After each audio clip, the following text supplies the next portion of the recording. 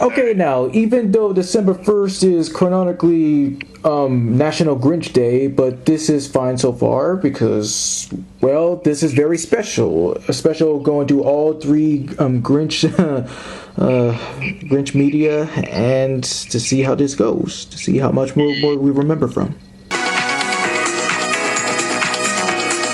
Yes, like of course with the original, the one with Jim Carrey, and especially the one from 2018 with Benedict Cumberbatch. For me, like before seeing the original, I first saw the Jim Carrey, the Grinch, and that's actually how I got introduced to Jim Carrey in live action. And he's rarely unrecognizable with all that makeup. Yeah, about that makeup, I really felt bad for him because all that makeup took hours and hours, especially the eyes he had to put on his eyes, like the fake eyes, basically. It was painful for him.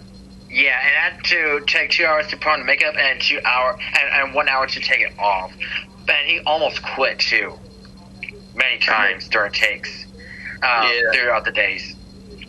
But he was so dedicated to the role. He played like the best Grinch out there. Like the attitude and all of that.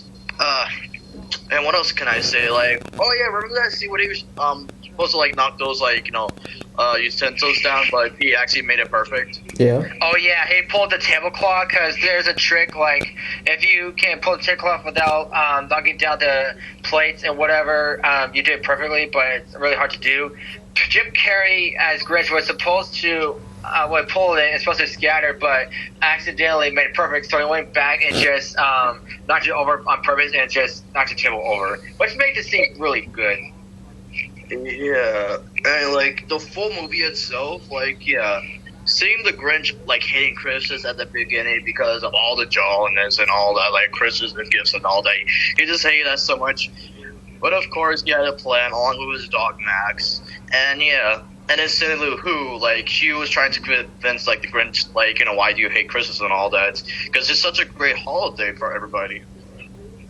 And yes, of course, in this version we do get what made him hate Christmas in the first place. Of course, he being mocked and ridiculed by his classmates and even his teacher pushed him over the edge, and well, that was technically it. And well, simply because also there was this one Who girl that did have the hots for him, but wanted to make a special gift. But of course, everyone had to make fun of him, and there you go. Saying something about his like flashbacks as a kid, like what that kind of reminds me of somebody's childhood. It kind of reminds me of Red's childhood from Angry Birds. It is, basically. Yeah. And fun fact, there's also a sad fact. Josh Ryan Evans, who played a kid Grinch, was not really a kid, but actually a man, but it was like a rare disease or something like that. Might be remembering wrong, but he died in 2002. Right. Like, yes, and it was pretty sad, but at least, he was part of a great franchise. And yeah, speaking of a great franchise, like Dr. Seuss, this is the first time, Jim Carrey was part of this, franchise of, Dr. Seuss, because the second time was in Horton Hears a Who. Yes. Well, I mean, the first time was this one, because that was yes, he did it. But that's what he clearly did say that. So the mayor, he was played by the same actor that played King Neptune from the movie of SpongeBob SquarePants. And he's also in 2 of the Hellboy movies with Ron Perlman, which I didn't know until I found out several years later after I watched Hellboy, which was pretty astounding. Yeah, and Fresh, can you tell us the name? Jeffrey Tambor. But as the cast, we're going here. I must say, the actor that plays Cindy Lou Who in live action, she did a really good job, and I was really surprised when she grew up. Now that she's a singer now, apparently. Well, it makes sense because she did sing in the movie, of course, that then came the iconic song, Where Are You Christmas by Carrie Underwood. But yeah, what I expected her to be older, I was pretty shocked because of what happened throughout the years, because The Grinch was pretty much a big project for her. Yeah. She was born in 93. She is 29. Thanks for the info. What really did shock me is that yes, with her being leading into singing now. Of course, I do remember this song called "We Belong Way Down Below," and when I saw her in there, I was like, whoa. Okay, someone went all Miley Cyrus wrecking ball a little bit. What else? Like, oh yeah, Mindy Sterling was also in the cast for the live action Grinch. Really? Whoa. Yeah, she played one of the Who people. Like, yeah, and Molly Sharon was also in this movie. Oh, you mean Molly Shannon? Yeah. I know. She plays Betty Lou Who, Cindy's mother, which I didn't know that was her until I found out later. Like, oh, that was Molly Shannon? I didn't realize that because I didn't recognize her with that makeup, but after hearing her voice a bit, yep, that's Molly Shannon. And I guess this is how I got introduced to her, like both live action and like the first time, basically. Well, I got introduced to her in Superstar as a kid. Nice. But with the live action Grinch, it was a great concept. Like, I don't care what people say in Rotten Tomatoes, it was just a great movie to me as a kid. Of course, because it's a classic. Because Jim Carrey did a great job as a Grinch, and the story of it all was really spectacular and stuff, and it's just that awesome. I mean, come on. Of course, before getting cast as the Grinch, 2 other actors were considered. Like, yes, one of them being Eddie Murphy, and the other one being Jack Nicholson. And the reason Eddie Murphy didn't participate as the Grinch because he was working on another project, The Professor. And another shocking fact that those sets were actually together at the time. So there was a picture of Grinch, Jim Carrey, and the Professor Eddie Murphy together. Yeah. And like your thoughts, Rush? Yes, I do agree that this was a really great introduction for many other people. Well, people to get introduced. It's a great introduction for me, or what I say, reimagination, because of how it was brought to live action, and I do like everything about it. It did give me a little bit hyped up from also with my sister from way long ago, and I do enjoy it. It is still holds up. Nice. Agreed. Do you guys know who Christine Baranski is? Yeah. Like, sounds familiar, but who? She was in Big Bang Theory. She played Leonard's mother, and she was also in Troll. Oh, her. Yeah, I remember she was. Even though I just see the episode, she was also in Seinfeld. Yeah, she is? Yeah. Oh, well, she also is in Trolls, the first one, Bowfinger, A Bad Mom's Christmas too. I've heard of Bad Moms, never really watched it, and the others I don't recognize, but, yeah. Also, there's a certain somebody on the answering machine. Oh yeah, Rich Stephen Horvath. Oh yeah, that's right. I forgot you told me that a year ago or 2 or months ago, whatever. But yeah, that is pretty shocking. I mean, yeah, like, especially like having a small role. At least he was part of a big project as well. Of course. Of course, Frank Welker providing the dog sounds for Max. Of course. But yeah, overall, my score for the live-action Grinch, really great movie. You can't change my mind. This is like a 1,000 for me. Of course, no, you can't change my mind either. You know what I've been saying, but I'm just making the point that it's just a great movie. I don't know why the Rotten Tomatoes give it a low score. It's just that awesome. I know what they're saying because it can't be their original. But hear me out. Jim Carrey, even though he tried to quit, I'm glad he didn't. He just made the movie and the character itself just that spectacular. And I'll give you a score better. 1,000 plus, and million plus, infinity plus. Plus. Okay, yeah. And yeah, I was checking the score again. Yeah, a 49% on Rotten Tomatoes. I mean, don't really care. Yeah, and like even though it is good to check the the tomato score, but it's also the critics. It's the critics part that really does matter. It doesn't really matter about the tomato score, whether it's either fresh or rotten. Like it doesn't really matter that much. Oh, okay. Because this is showing me the critics. Can you check? Oh, well, okay. So let me just pause. So it says here, yes, it does say 49% on the tomato meter, but 56% from audience, which of course Well, we all know like anything from 0 to 59, it is bad or rotten, but anything from 60 to 100 is fresh. So there's that. Okay, for the Well, audience. now I know what kind of score is good or bad for Rotten Tomatoes, because I don't really check out Rotten Tomatoes that much, but thank you for telling me, Fresh. Oh, yeah. Yeah. Alright, so this is a difficult one because I just can't really remember if I read the book first or the movie. Pretty sure the book, but when I got to the short film, it was, yeah, of course it was really something different for me. Of course, this, like, it was during the time, of course, when I was watching these old cartoons back in the day, anything from like Felix or Popeye or Merry Melodies. But when I got to it, it was pretty nice. It was pleasant to look at. It's really, really old school goodness. That's all I can say. I agree. Like, yeah, this like the original film. Of course, it was like a little bit short, but I didn't really mind because describing what happened with the events. Yeah, it was just like the animation just made it more classic.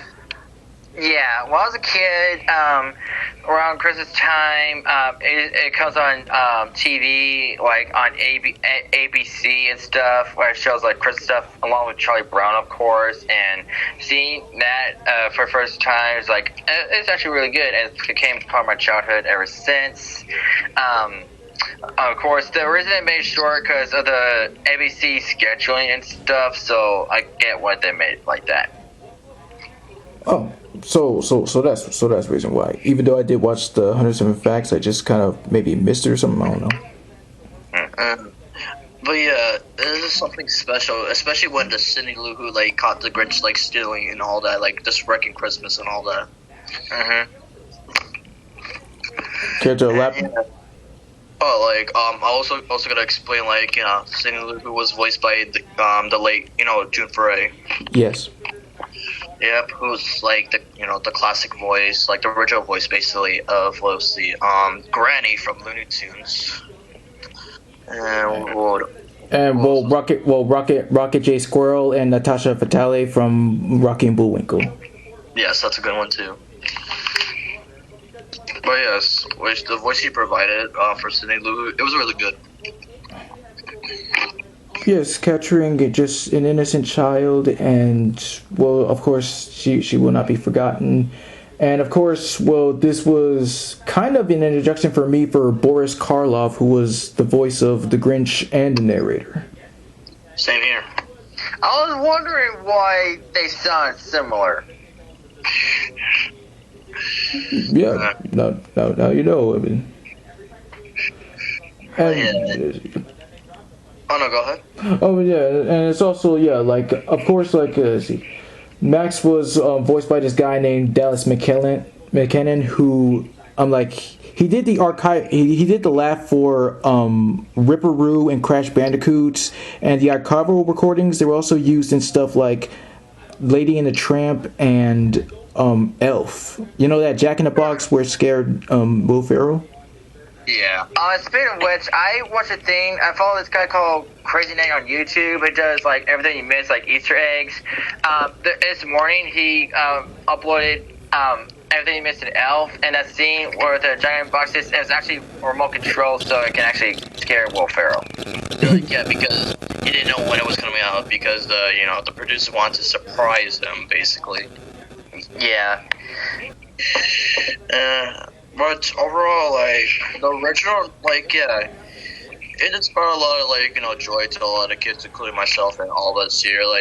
Very classic, and nothing much I could say. It was just very memorable for any Christmas movies. I agree, and my score, being a classic, 101.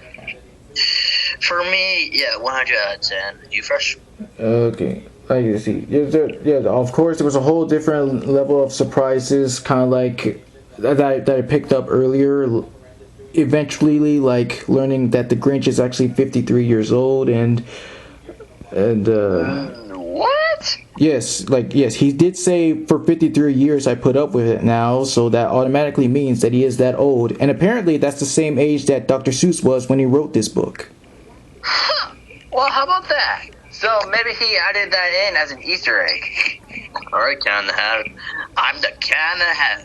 That was all about that. But what else can I say? Oh yeah, of course, there's that theory. I told you guys this last week that like the Grinch died and became Jack Skellington. Right. Yes. Yeah. And of course, people was like saying, "What do you remember Christmas? Hello, this is a new life for like the Grinch because he doesn't know what happened in his past life as Jack Skellington." Right. Because really, you don't remember what you were in your past life. So like, there's your point there. And of course, the biggest one, of course, the song "Your Main One, Mr. Grinch." I really did enjoy singing that around, like when me and my sister were singing karaoke Christmas songs. I actually listened to that while I was doing dishes earlier. Your main one, Mr. Grinch, you really are here. But overall, I put it, let's see, 90. Cool. And now for the 2018 title, Just Only the Grinch. And surprisingly voiced by Doctor Strange himself, Benedict Cumberbatch. Yeah, and it's a really like turning point because they're giving like a British actor to play an iconic character, which is really cool. Well, Boris Karloff was British. Oh, he was? Yeah. Wait, what, the original Grinch? Yes. Really? Yes. Huh. Wow, I'll pop up that. That's really nice. But yeah, when you first heard about like Benedict Cumberbatch playing the Grinch, what were your first thoughts? I was like, I don't know how he's gonna pull it off, because, like, of course we all know that he's British, but after hearing it, he did not, that's pretty good. He did pretty good. Well, you know me. I always like it when people from different nationalities speak with an American accent, and well, he did pleasant. He did. Like, example, Hugh Jackman, of course he's Australian, but he changed his accent for Wolverine in the live-action X-Men series. True. Yeah. Even though this is not my first time getting introduced to like Benedict, of course, like for animation, and first time it was like the movie Penguins of Madagascar. Right. For me, before I even seen Doctor Strange a bit, and before seeing what he looks like, I actually heard about him of a Jeff Dunham joke and the special Jeff Dunham All Over the Map, where they go around the world, and one of the countries they're in, Jeff was mentioning different actors, and then Peanut said, "What about Benedict Cumberbatch?" And then Jeff said, "Well, yeah, he's an actor, but he's British." And then Peanut said, "I know, I just like saying Benedict Cumberbatch. Hey, babe, I show you my Benedict, I'm showing you Cumberbatch." Nice. But yeah, the character he played in the movie Penguins of Madagascar and Agent Classified, like, yeah, it was a very funny character, but him and Skipper were like, debating about their leadership and all that. Yes. And of course, we don't know his actual name. It's just that it's classified, and Skipper misunderstood him being his actual name. I just like that scene where he's eating like the Cheeto Puffs, like while he's I know, and he's trying to talk, and he's just slowly crunching it to like get on his nerves. Yeah, but yeah, Benedict playing like villains other than like heroes, he does really do a really good job, because other than the Grinch, he did play Shere Khan in the 2018 Mowgli's story, directed by Andy Serkis. Like, that was a great movie. Yeah, it was impressive, and let's not forget, of course, not only known for Doctor Strange, but also in the movie he was Dormammu. Yes, he was. I must say, with this kind of animation, I'm not really surprised, because yes, they did both great, but coming from Illumination, the same production team that made the Despicable Me movies, Sing, The Secret Life of Pets, and now for the new Super Mario movie coming out next year, they do really great. And of course, one of their projects involved with Dr. Seuss, they made the Lorax, and they did pretty well. Yes, they did. It was fantastic, and the voice for the Grinch, Benedict, it was pretty impressive. I give it a 10 out of 10. I give it a 9. 6. But his part of the Grinch, I mean, what did you thought of it? Well, I mean, I only saw it once because I think I had a copy of it or a scene on Charter. I don't remember, but I was just a typical Grinch, hating Christmas and all. For me, when I heard other people's opinions and I kind of agreed too, it's kind of a little bit pointless because even though I do like this version better about him treating Max better, but he just gotta get much more like doing a better job about being mean because, well, when that part where he let's see, he has Fred, but when he sees his family, he lets him go and is kind of like defeats the purpose of having him in the first place. He just does minor nice things before having a literal change of heart. So, yes, I did see the movie once, see the clips here and there, and like, yeah. What got me was like half the cast members. Like, I was surprised that Kenan Thompson was in the movie. yes, sir. He played a guy named Bricklebomb. Yes. Yeah. And of course, there was his kid actor name. His name is Sam. How would you say it fresh? Oh wait. Sam Yeah. Levanino, I guess. Yeah, I'm like, is your name Fresh? But yes, you did kind of got that right, and yeah, we know him from let's see, Baby Grizz from yes, and yeah, what? Oh yeah, I was helping you out. Like, yeah, you already say Baby Grizz from We Bare Bears. He's also known for what was it? Well, Puppy Dog Pals and Silver Camp Island. Yes, and like the voice, I immediately knew that was him because whenever I hear like that kind of voice from him, I was like, yeah, this is gonna be a good movie or like good show. But yeah, let's see other good ones. Of course, the actor that played Mrs. Potts from Beauty and the Beast, she played the mayor. Yeah, I saw that. May she rest in peace. Bill Farmer was the bus driver. Oh, cool. I didn't know Bill Farmer was in it. Was he credited? Yeah, because he was one of the additional voices along with other voice actors like, hold on, let me go over here. Yes. Okay, I found it. Another additional voices were Kathy Cavadini, Carlos Rocky, Randy Sterling, Jim Ward, Jess Ornell, John Gassier, and Tara Strong, and Chelsea Coleman. Other people I don't recognize, but that's cool for them. Yeah. But I want to say it once.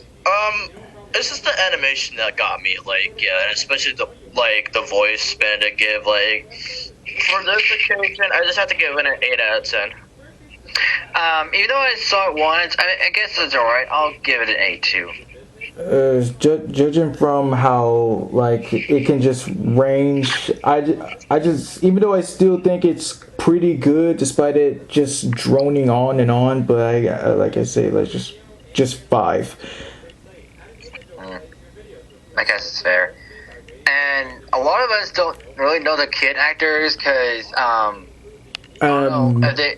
Oh yeah, there was also Scarlett Estevez, like, you know, she was the girl from Daddy's Home. Yes. Oh, okay, now I recognize her.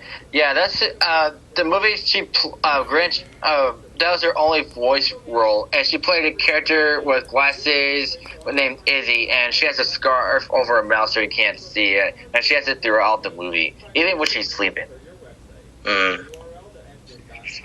Yeah, so be careful about how you say we, because we sometimes need to get some information, not just wait mindlessly until it's said. But also, like, the narrator was surprisingly Pharrell Williams, and I was like, well, okay, that's okay, and like on a wife, Pharrell Williams is the narrator, but I guess they want to try something different then. Well, you know, since he did some of the soundtrack from Despicable Me, they were like, okay. Oh wait, and that's another thing, right? The music. There was of course some rap songs by Tyler the Creator. I was like, whoa, go in that direction. Really? And what did you think of that version of the Grinch? The song. Yes, be accurate, please. But it's fine, but it's kind of like a little bit stupid, like the line, "Who's this mean fellow with his skin all green and his teeth are yellow? His teeth are clearly white, dude." Like, I see they're trying to rap, but like at least get the details right about like a certain character.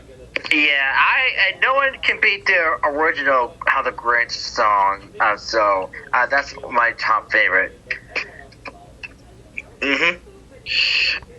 And yeah, just the whole Grinch franchise. Yeah, out of like the three of them, I just prefer the live action one. I like a little bit of the original and mainly the live action one, but the 2018, I'm still on the fence. Here's where I go. Yes, live action, 1966 shorts, and 2018. Fair point. Yes, that's a good list. Yeah. And other than to say like that, like, you know, if anybody's watching this, just, you know, watch like some of the Grinch movies. You won't regret it.